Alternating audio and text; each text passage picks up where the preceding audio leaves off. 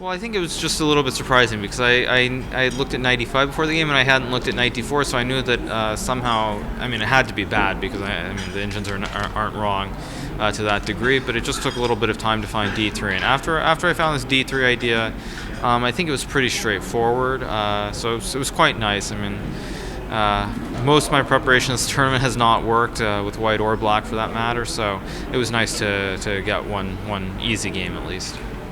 Can you describe a little bit how this goes? I mean, you start looking at the game of Levon earlier, and maybe together with Chris on a laptop or two laptops. Can you describe a little bit how this goes, this preparation?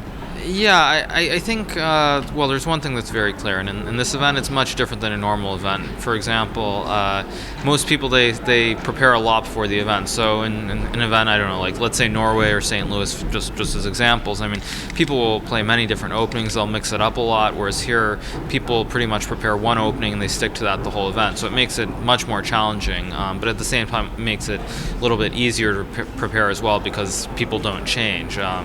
But still, it's tough to prepare, and obviously, if someone is prepared to the very end, I mean, they'll always be able to hold the game. But today, I felt that perhaps Vishy would not be familiar with this line, and maybe he would not be expecting it as well. So I mean, I think over the board, Bishop B6 is a much more human move as opposed to G takes H4. And it seemed to, my conclusion at least before the game seemed correct in that regard. Okay, and last question. You have a very up and down tournament. I was wondering how close were you to a loss yesterday?